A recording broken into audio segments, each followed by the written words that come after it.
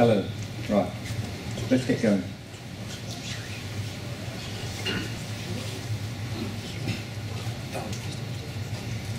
Right.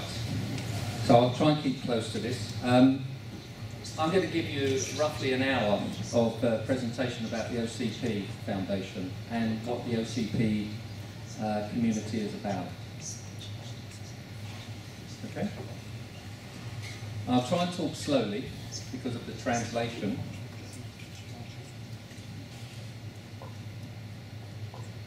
Now this is me. I've been involved for 1.5 years. I used to own a company that designed and built data centers. I sold that business in 2010. Now, I just work for a couple of days a week helping out this community. How many people are aware of the OCP Foundation and the OCP community? Just a few. How many people in the room could write a one-page specification on a piece of OCP hardware? Probably you. Yeah. Now, this is all very new. Now, I'm going to introduce you to someone sitting at the front right at the beginning because has anybody heard of a company called Acton? Yeah. Tell the audience how big Acton are and that they surpassed $1 billion turnover. Now, these are the new players on the block. These are the players that are eating all the traditional hardware vendors. This company just... Okay, so I'm representing Acton, actually the brand of the Acton, so the Edgecore brand, and we are the leader of the manufacturing of the hardware, bare metal switches hardware, which is actually used by other partners, software partners, to create together this, let's say, this idea of the OCP. And so you should talk to this guy afterwards because this company is growing so fast. And they will need staff, and they will need people to be able to sell and integrate their solutions. And I'm going to introduce you to companies that you've never heard of. So let's carry on. Now, it's open source. Everybody heard of the Linux Foundation? The Linux Foundation started in 2000.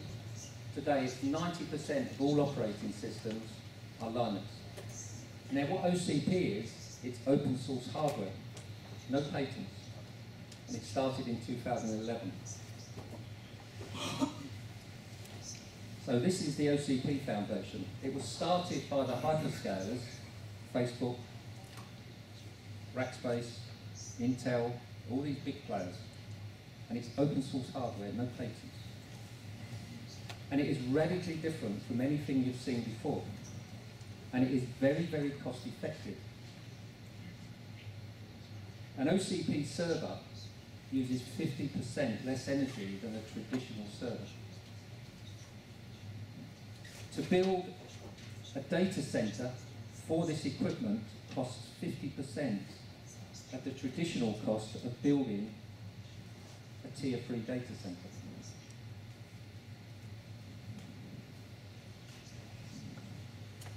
Now, it's a small organisation, it's a not-for-profit foundation, and there's a few staff. I'm down there, I'm just part-time, but the energy of the organisation is the community.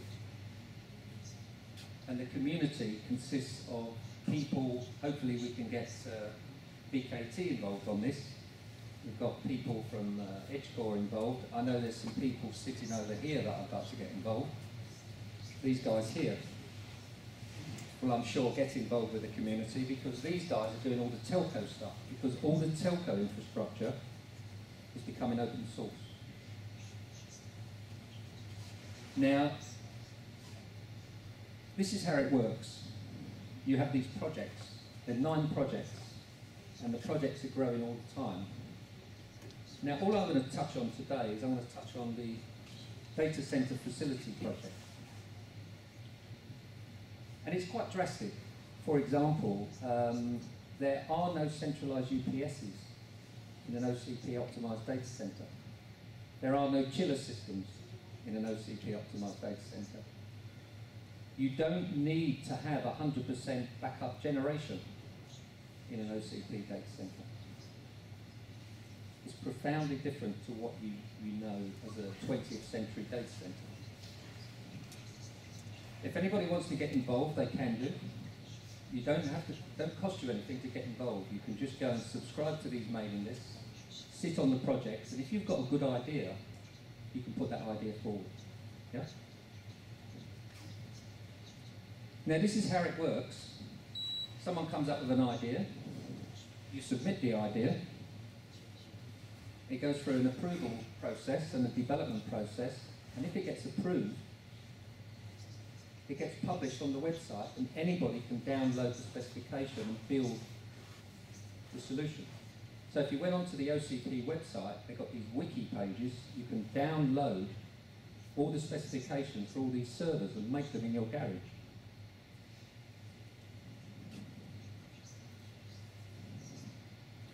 There are certain parameters that you have to follow, certain principles. And these are some of the principles. What you do must be better than what went before. It must be toolless. You'll see me talking about green touch points. There are no tools involved with an OCP server. Let me try and put that into perspective. You can change every component in an OCP server in 160 seconds, and you can change 80% of the components in 60 seconds.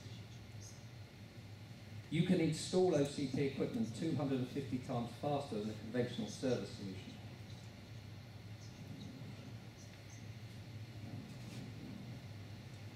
Now, these are some of the projects that were actually initiated in Europe. This is a Swedish company, and they're developing now an open source modular data center. Anybody can get involved. Now, if I can kind of put this into perspective, some of the advantages of OCP here. Up there is a footprint of a traditional container data center. You can only get one row of racks in. Now, with an OCP data center, you don't go to the back of the racks. So you can get twice as many racks and twice as many servers in the same footprint. You don't go to the back of an OCP rack. Everything's done from the front. So you can immediately see here that there's a doubling of capacity in this solution. And the innovation that you see in OCP is quite dramatic. It's just one example. Now, the problem with OCP is the equipment is radically different to what you're used to, and it has a problem going into co-location data centers. So there's another project that's just been completed, and there's a guidance, there's a checklist that you can follow. So if anybody wants copies of this, you can download it from the website, or contact me, or contact anyone in BKT who are getting involved with this for copies of these documents. They're all available. Unfortunately, nothing's in Polish at the moment. So we need the community to develop here in order to get the Polish translation. Now, some of the people that are involved in this, some of the companies, now we mentioned Acton and EdgeCore, you've never heard of. I'll show you some of the companies that are involved, and they're really large companies. Goldman Sachs, 90% of every server that Goldman Sachs buys today is an OCP server. It's one of the biggest banks in the world. Google, Facebook, Microsoft, they all use this open source hardware. Nokia are involved because all of the world's telecoms providers are converting their telephone exchanges into OCP data centers. There's 800 telephone exchanges being converted as we speak in Spain at the moment. In North America, AT&T are converting 4,700 telephone exchanges into OCP data centers. Deutsche Telekom. Now, some of the manufacturers, this manufacturer here, there's a representative in this room from Delta. Can you put your hand up, the person from Delta? Right, okay. Now, what's so interesting about this is these products are not sold at all in Poland, these OCP products. But Delta make hundreds of thousands of the power systems for OCP installations. Thank you very much. So if you need to know more about Delta and what they're doing, you need to speak to this guy. And they've set up a new office in Amsterdam specifically aimed at this, and that's where the centre is at the moment, but it will soon come over here. Inspur, they make servers. They're the world's third largest manufacturer of servers. By the end of this decade, probably within 3 years, they will be the world's largest manufacturer of servers. There's a whole new change occurring. Flex. And I know nobody's heard of any of these companies, because I hadn't heard of them just a year ago. Flex employs 250,000 people. They're huge companies and they're involved with this. They're at huge scale. Alibaba Group, they're members. They're moving into Europe in a really big way. They make Amazon look small. Unbelievable. They did more business in one day last November on online retail than all of Amazon's online retail business in a year from the UK, Germany and France combined. They did it in one day. They've got huge infrastructure and they're moving in aggressively into Europe. And they are OCP members and OCP consumers. You may not have heard of that company, WeWin, and you may not have heard of the QCT. Now QCT, that company didn't even exist as a brand about 4 years ago. Within 3 years it will have a higher turnover, higher sales turnover than Cisco. It's really radically different. All the market's changing.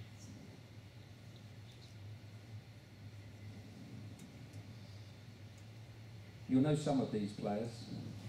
But notice there's lots of telcos there, lots of telecom players.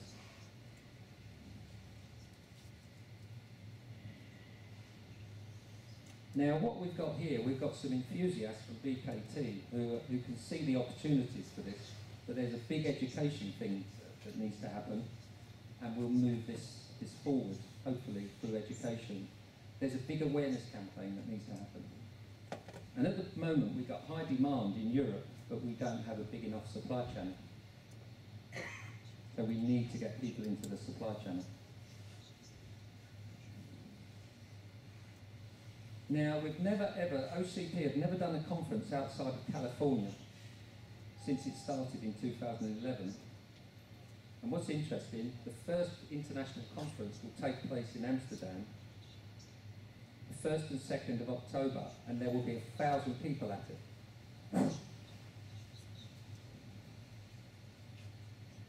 1,000 people. Now, this is one of the founders of the organisation.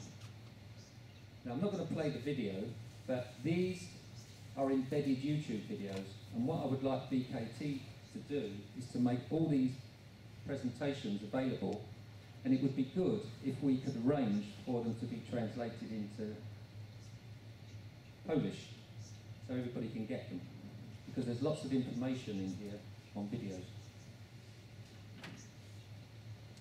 Now, the idea of no patents and open source is quite dramatic. How many people in this room, probably nobody, are aware that Tesla, there are no patents on Tesla cars?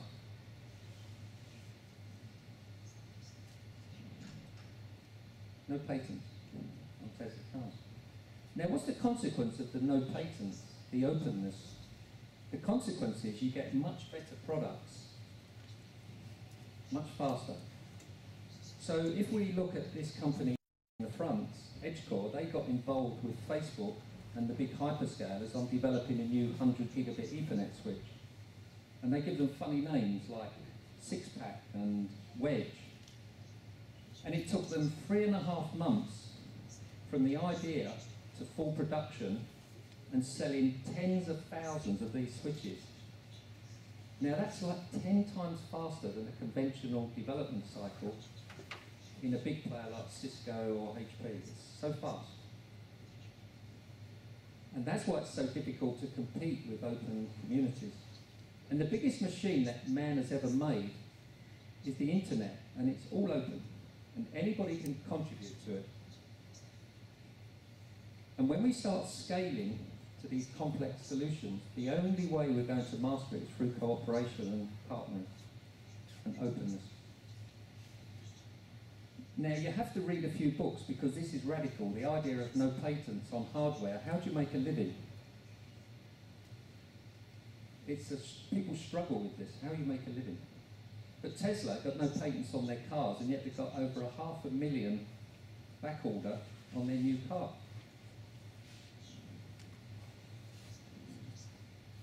Now, just have a look at adoption. That's the Linux as an operating system. Let's just have a look at the penetration, global penetration of the hardware.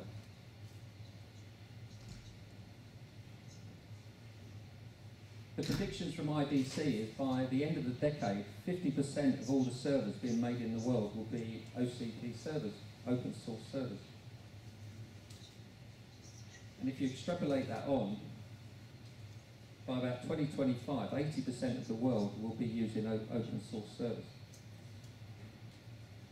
And what's so profound is nobody in the room has seen one, and this is happening so fast.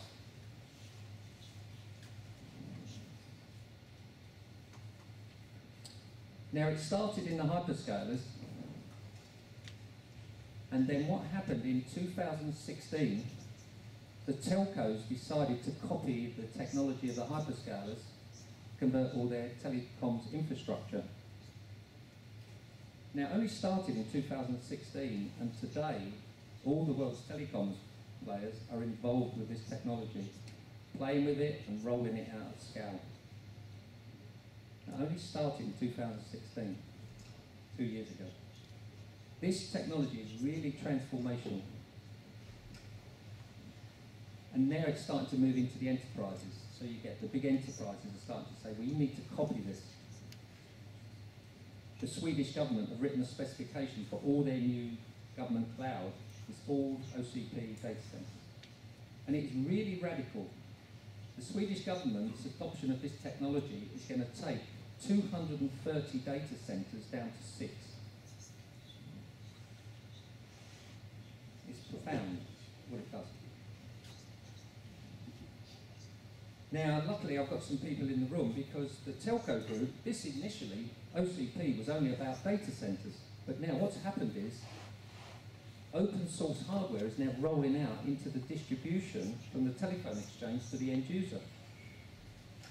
So 5G, for example, AT&T announced just a few weeks ago that they're going to install 60,000 open source routers in their 5G base stations. And everybody in the world, all the telcos will go this way. That is a profound thing that happened, and that was last month, wasn't it? Another thing that's happened for the people who are involved in passive optical networks in the local loop is GPON, Gigabit Passive Optical Networks, is going open. It's now becoming part of OCP. And if you want to know about it, speak to those two guys up there and this fella here, and they'll give you more detail. But that's a profound change. And then lastly, the customer premises equipment. So a telecommunications company would provide a service into your house, and he would provide some equipment in your house or in your office. That's going open source. Customer premises equipment is going open source. And it's really profound because what you're going to see, you're going to see open source hardware the same all around the world. The telcos here are going to be using exactly the same products that the telcos are using in China, in America, in all the other continents. And it hugely drives down the cost. Now what I've got here is a little video which my technical expert's going to play. Now this is a Nokia. Just watch this video.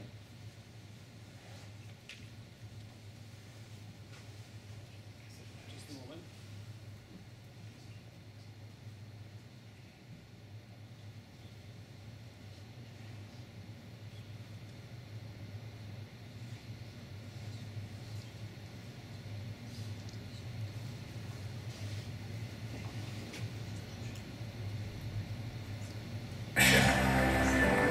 Those who are united thrive and feel excitement.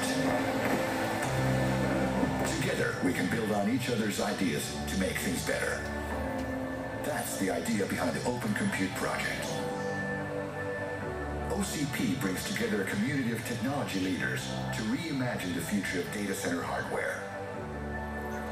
Nokia is an OCP Platinum member and solution provider. We recognize that tomorrow's technology depends on collaboration and invite you to reap the benefits of open innovation. Introducing Nokia Airframe Data Center. Its vanity-free design translates to material efficiency. Maintenance is easier and faster thanks to front-accessible components. The solution is also more scalable. Hardware density can be increased by 50%. And a single operational person can look after as many as 25,000 servers.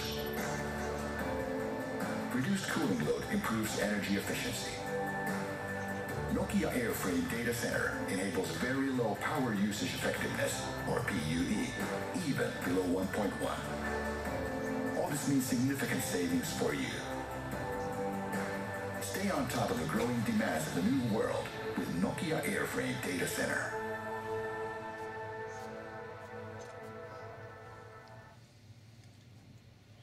Now what's interesting, Nokia used to be a manufacturer. Now they're an integrator. They don't make this gear. It's made by those companies that I mentioned at the beginning.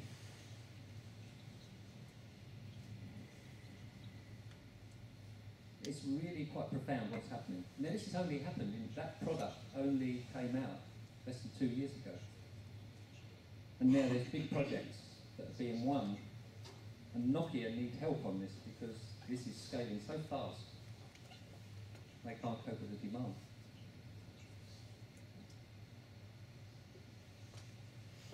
Now, one reason why this open source always wins is you get better value for money. So this here is a fibre optic transceiver.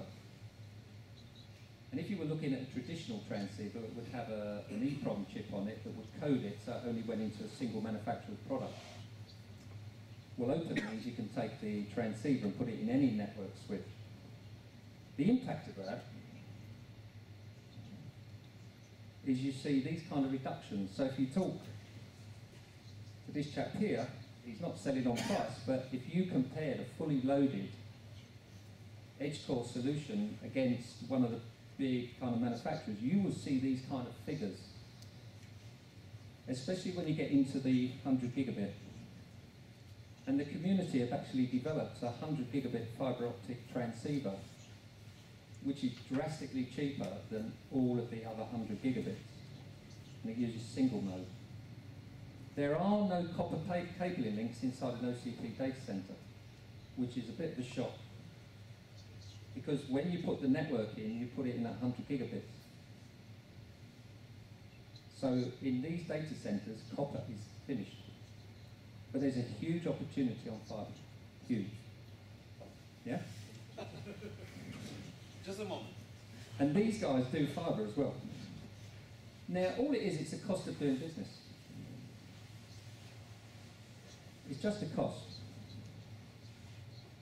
So ICT is just a cost. Now, what I'm going to do now, I'm going to show you a traditional server rack. And in here, I've got top of rack Ethernet switches. These purple things here are the servers. These orange things are the little 40mm fans. These red things here are the AC to DC power supplies. These green things at the back are the power distribution units. Over here is a downflow crack unit. Here is an access floor. Here's the air passing underneath, and these are all cables. Now what I'm going to do, I'm going to remove all the stuff that OCP removes from a traditional solution. Ready? I take away two of the top of rack switches that do the outer band management, because with OCP solutions you don't use conventional Ethernet ports to do the outbound management. Now each one of those Ethernet ports is somewhere, it might be $2,000. And there's also management in those green things at the back. Now just to get your head around what OCP community do, they replace about $6,000 worth of equipment with a Raspberry Pi that costs $25. And they do all the management with a Raspberry Pi, which children play with in schools. They do it for $25. There are no AC to DC power supplies in the servers. Now if I've got 40 servers, I've taken 80 power supplies out. 80. You can't use them. There are no small fans in the servers because small fans are very inefficient. Now this is something that upsets BKT because there are no PDUs, there are no power strips in an OCP rack. Now these are $1,000 each. And I've just thrown away 4 of them. There's no cabling at the back of an OCP rack. You don't go to the back of the rack. There are no downflow crack units. There's no mechanical chilling in an OCP data center. This is why OCP data centers are 50% less to build than a traditional data center. There's no air flowing under the floor because you don't have an access floor. It's stupid having an access floor.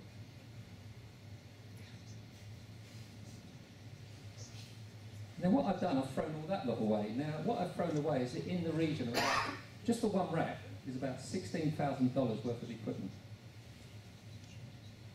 And if you want to add another factor on, if I put 40 OCP servers in that rack, based on London electricity prices, that rack will consume £5,000 a year less electricity than a traditional rack. So if I've got a 100 rack data center, and I just go in and change the servers to OCP, I save $500,000 a year just on electricity.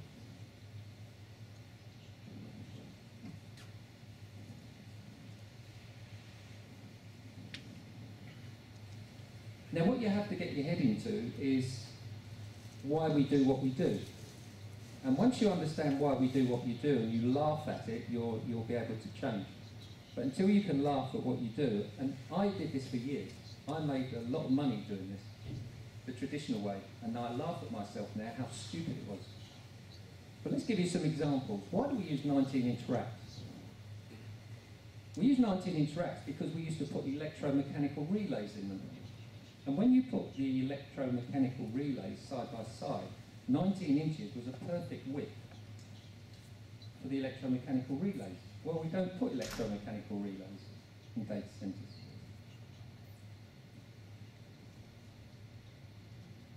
What do we put in a rack today? We put hard drives in. Now this hard drive here is 4 inches across. This here is an OCP rack. It's physically no bigger than a conventional rack, but the rails are slightly wider. 1, 2, 3, 4, 5. I get 5 hard drives side by side. If it was 19 inches, I only get 4. So in the same volume of rack, I get 25% more hard drives in an OCP rack than I do in a 19-inch rack.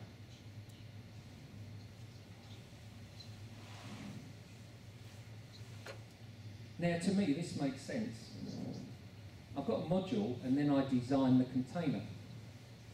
Now, what we've been doing for years we've been taking 19 inches and then we've been bending all this sheet metal to fit 19 inches.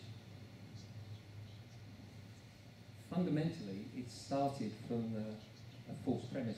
It started with electromechanical relay technology, and we're trying to install all this new IT technology in electromechanical carrying frames.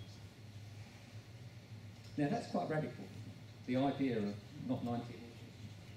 But if you want 19 inches, OCP also do 19 inches because some people can't get their head around this. They can't, they struggle. Now, there's something else. The actual frame size in a medieval beehive is 19 inches, so it may have come from the medieval beehive. But that's how stupid it is what we do with the 19 inches. Now what I've got up the top there, I've got a conventional pizza box server, a 1U traditional server. And inside, the biggest fan I can put is 40 millimeters.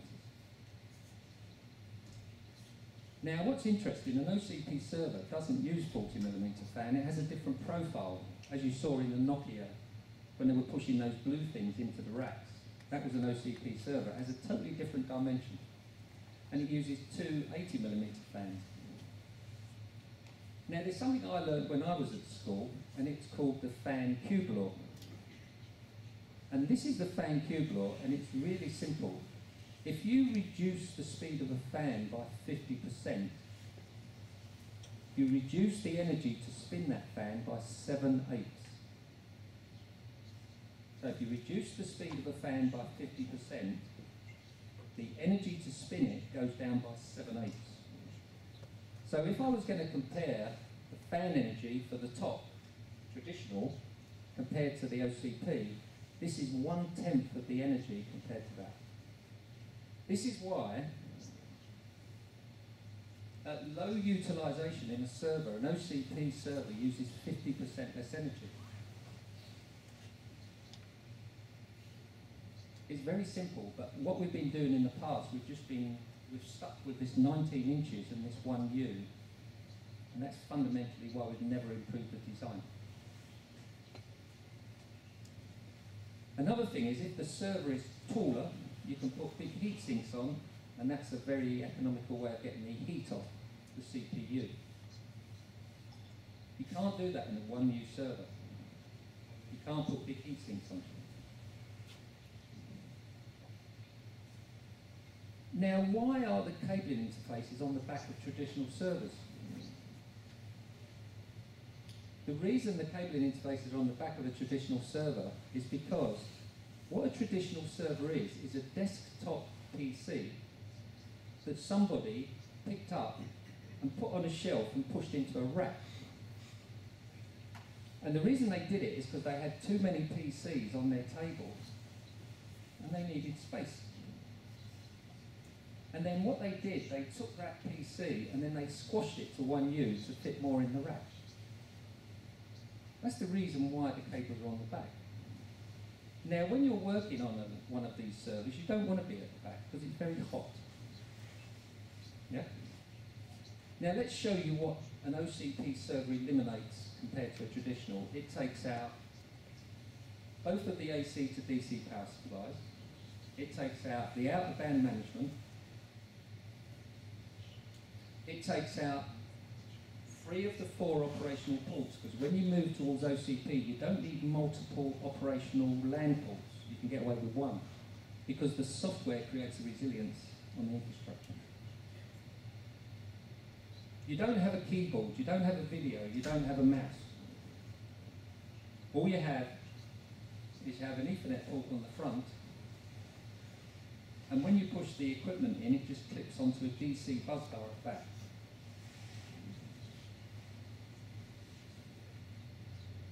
Why do we use access floors in data centers? We use them because of the dates of IBM mainframes. This is an IBM mainframe room, and the reason we had access floors was to put water pipes under the floors. Because if we put the water pipes over the top of the mainframe, and there was a leak, it used to damage a $4 million mainframe. And then what happened is, when we got into air-cooled servers, some bright spark said, let's push the air under the floor and push it up through holes in the floor into the servers. Now, just based on very, very simple physics, there's a concept called air buoyancy. Now, if I've got a warm room and I'm putting cool air in, cool air is denser than warm air. So if I'm pushing cool air from underneath, I need more fan power to push it into the room than if I just dropped it through the ceiling or pushed it through the wall. Everything we've done just doesn't make sense in terms of basic physics.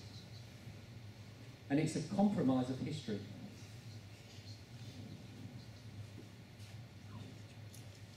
Another thing you get into traditional data centers, you'll have very, very close temperature ranges and humidity control.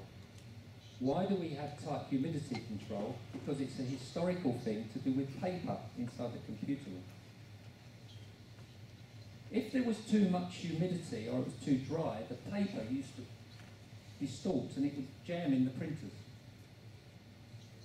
The way we used to feed the program into the computer, we used to use paper cards. And if the humidity wasn't right, it would distort and jam. Now, we don't use paper anymore in computer centres, and yet we still maintain very close temperature and humidity. But we don't need to. We used to have people in the rooms. We don't have people in the rooms anymore. Now, this is a traditional data centre. You've got the centralised chilling systems, the centralised UPS. With an OCP data centre, you just take all this stuff out. You take out the centralised chiller systems. You don't have centralised chiller systems. You don't need them.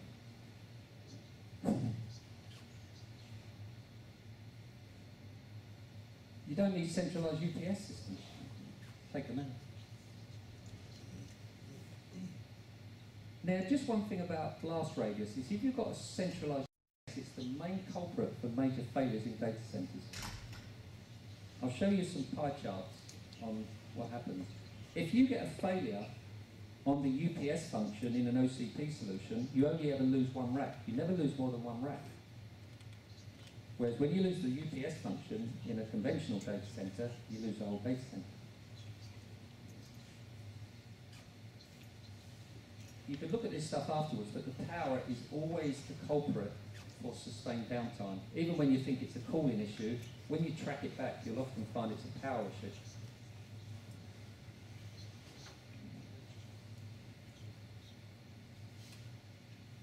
Now, this is so profound what's happening. The use of software by these open source communities has actually destroyed the concept of uptime tiering.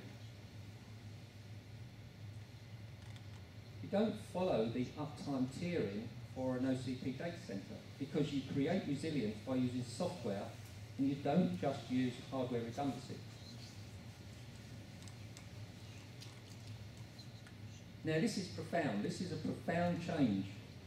And the Uptime Institute are trying to investigate this, and they've set up a new project called the Resiliency Project, and they're trying to analyse how they can define new resiliency tiers for data centres, including the impact of the software.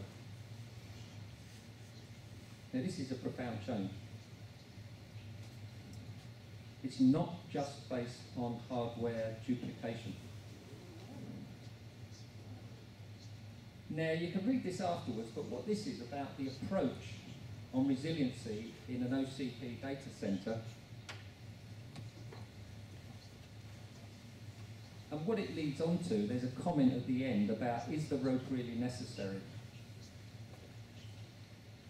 There's a wonderful video I'm going to show the kind of link to, but I'm not going to play it, and it's about a data center, an OCP data center that loses 10,000 servers, and there was no user was aware that the data center had lost 10,000 servers.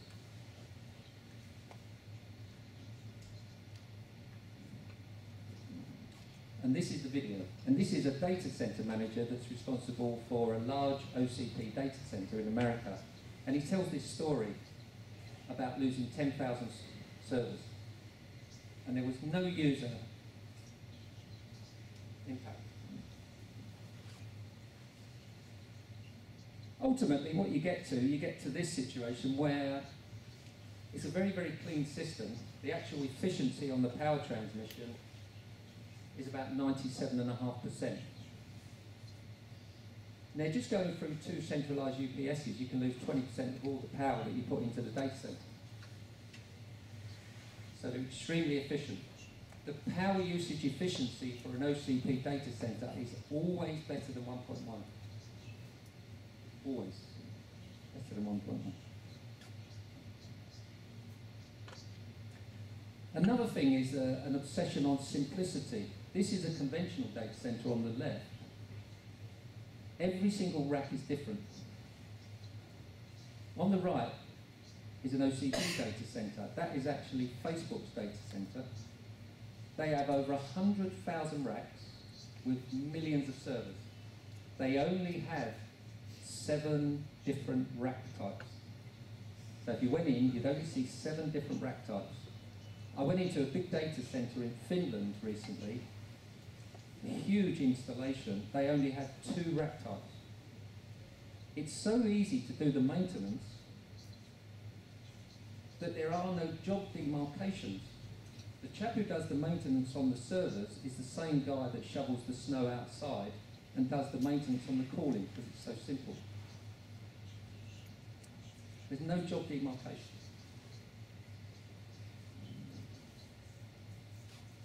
Just to get your head around how efficient the maintenance is on these, if you took a typical enterprise data center, on that Nokia presentation you heard a ratio of 1 technician to 25,000 physical servers. Now if you were in a bank or a big enterprise data center, they would be working on a ratio of 1 technician to 250 servers, physical servers. But that figure of 1 to 25,000 mentioned there is actually old, because now they're achieving 1 technician to 48,000 physical servers. Now that's a 99% reduction in manpower compared to traditional solutions. This is why this stuff wins. It's just so cost effective, so simple, it's highly automated. If you speak to our friend at the front, he will give you a demonstration on how you configure all the Ethernet switches. You just put them all in the data center, you plug them together, you get a memory stick, a USB memory stick, you plug it into one of the switches, and all of the switches auto-configure.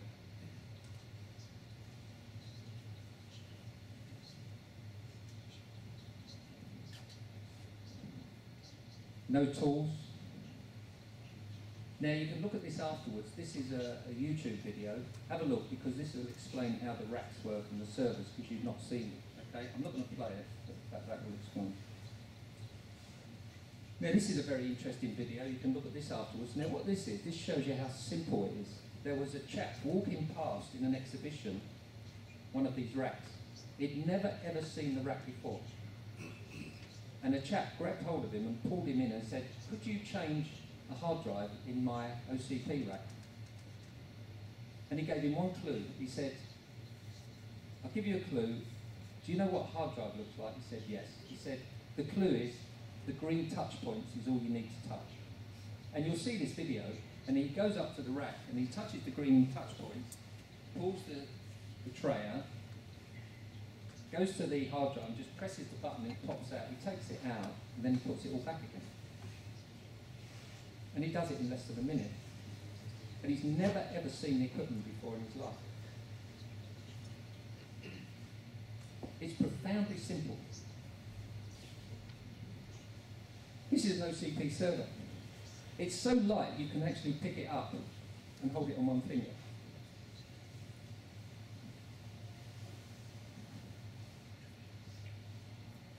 And these are some of the things in terms of savings. But at the end of the day, what happens in reality is the lowest cost, just good enough solution always wins. And this is why this technology is just starting to fly through the ceiling. But here's the problem. We need people who can adopt it in terms of integrators who know how to install it. Because at the moment, all the resources on the integration and the installation sits in the hyperscalers and the telcos. we have demand from enterprises and governments, but we can't install it because there's no supply chain.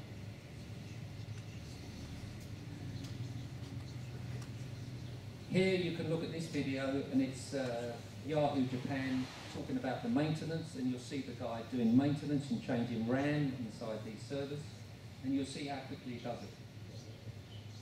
No tools, he just pulls it out, and in a few seconds he's done the change and he plugs it back in again. Now, what this is called the Kubler-Ross curve, and what it is, it's a way of looking at people's performance after somebody close to you dies. And what happens is, at the beginning you go into a state of shock, then you go into a denial phase, then you get angry, then you get depressed, and then you get to an acceptance level, then you start living your life again. Now, I hope I've killed some of the kind of things that are close to you in this conversation, and I hope that I leave you here. I hope I leave you depressed. And the reason I hope I leave you depressed is because if you stay too long in denial and anger stage, you will be out of business in 2 years. If you're depressed, at least the only way forward is up, and you'll have a chance of survival in this rapidly changing technological revolution. And I've been in the industry now for 30 years, and I've never experienced anything like it. Ever. It's profound. Thank you very much.